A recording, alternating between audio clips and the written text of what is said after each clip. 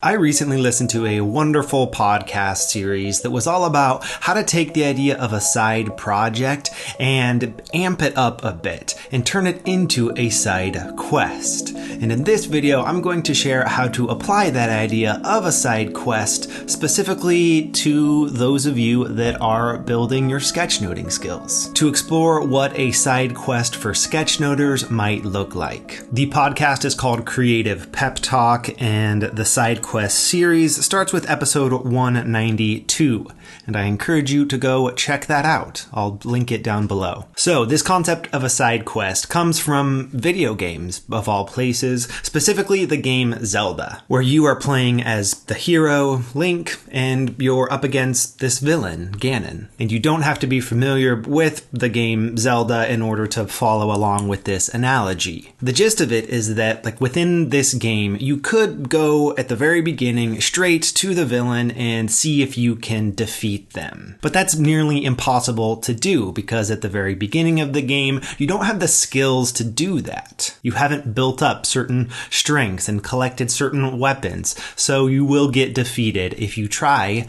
to go straight for that villain. So what you do instead is go on these side quests, and with each side quest, what you are doing is building the individual skills or collecting the individual tools one at a time. And you're building those up so that once you have completed enough side quests, you then have the skills and the tools that you need to be able to take on that villain. To bring that analogy around to creative work, you might have in mind this particular type of job that you'd like to do. Maybe it's a specific company that you'd like to work for, or a specific type of art that you might want to make. And at certain early stages in your career, if you're given this great opportunity to work with a great company and do this really cool gig, if you haven't yet built the skills necessary, you might run into some major issues with that gig. You might not yet have the skills and the tools that are necessary to handle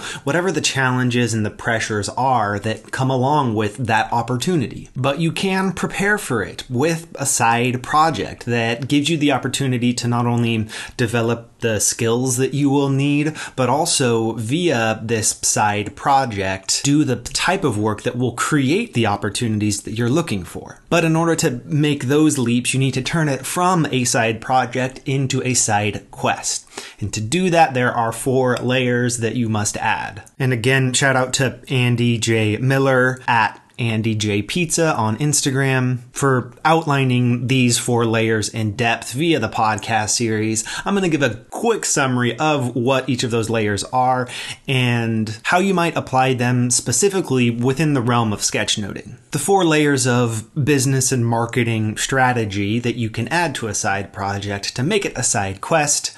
You must make that side project tailored, generous, connected, and adoptive.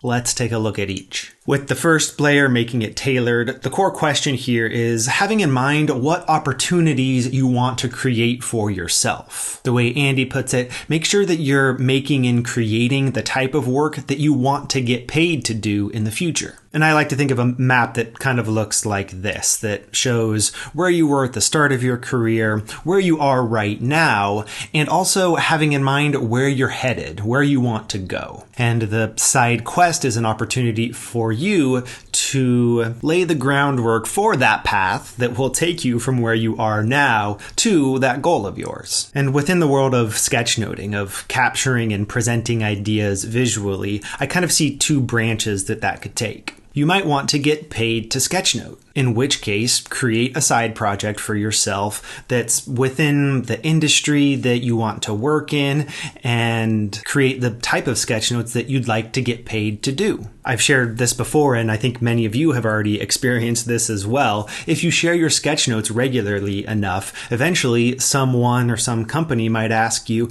hey, that's really cool. How much would it cost for me to hire you to do that for my podcast or my conference or my book or whatever the case may be?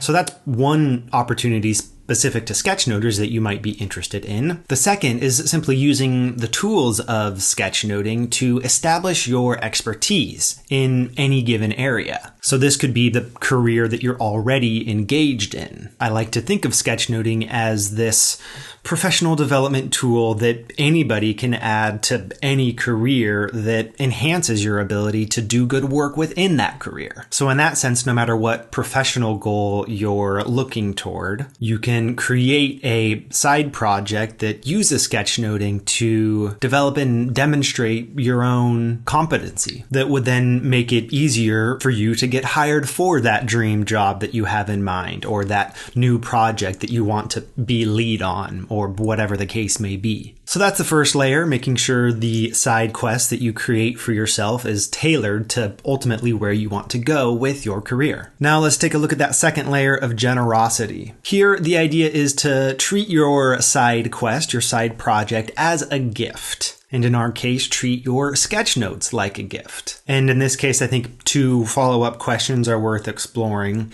Who is it for? What group of people might benefit from the type of sketchnoting work that you're doing via your side quest? And how can you make that gift extra special so that when folks open it, they're blown away by what they see? So in this case, you will want to keep in mind how your sketchnoting project will be beneficial to other people, which it doesn't always have to be. I like to emphasize that for the most part, sketchnoting is a tool that you can use as an individual to help learn whatever it is that you're learning or solve whatever problem you're working on. Often, your sketch notes only need to be useful for you. But for this specific example of creating a side project for yourself that can help you move forward in your creative career, it is helpful to keep others in mind and find ways to create your sketch notes in a way that others might find some use out of them. So that's the second layer of generosity.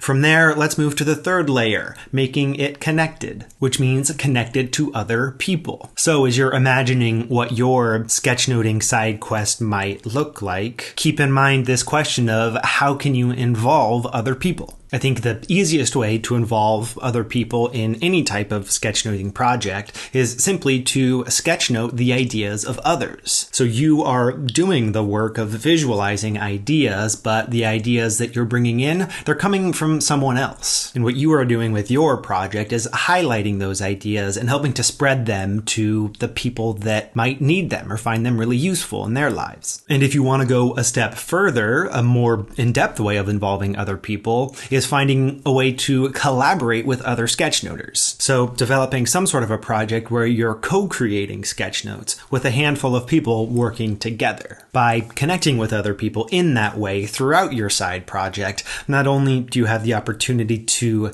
make some friends along the way, you also have the opportunity to amplify whatever ends up as the result of your project when you involve other people rather than doing something completely on your own. So that is the third layer, make your side project connected. The fourth and final layer, make it adoptive. This fourth layer has to do with where it is that you'll be sharing your work, sharing this side project with others, with common examples being Twitter, Facebook, YouTube, and Instagram. But understanding that the best thing for you might also be to keep an eye on a new emerging platform that isn't quite as saturated yet, where there's opportunity for you to maybe make a name for yourself in that new space that has a growing audience but isn't yet as cluttered as the fourth that I just gave as an example. The core idea here being that the where is as important as the what. And it's worth seeking out the place that has the right type of sharing dynamics for your specific project. So in that way, you want to make sure to choose your distribution channel wisely. For sketchnoters, since it is a visual thing, I think any of the examples that I gave there could work, maybe Pinterest as well, and maybe something new that I'm not as familiar with. And for the purposes of a side quest like this, I think it probably would be helpful to lean in just into one platform as opposed to trying to be everywhere. That way you can tailor the things you're making and how you're sharing sharing those things to the specific place, the specific distribution channel that you choose to be the right fit for you. So there you have it. Those are the 4 layers that can turn a side project into a side quest, so that not only you can create the type of career opportunities that you'd like to have, but you can also prepare for those opportunities so that you can knock it out of the park once you get there. Do check out the Creative Pep Talk podcast if you'd like to go into even more depth into these 4 layers, because there are a whole lot of strategies surrounding each of them that you'll find within that podcast. Thank you for watching this video. My name is Doug Neill. I make videos like these every single week, and if you want to develop this skill that I've been demonstrating here, the skill of sketchnoting, then check out verbaltovisual.com. I've got lots of courses available there and blog posts and other videos like these that will help you do that. So thanks again for watching, and I will see you in the next video. Till then.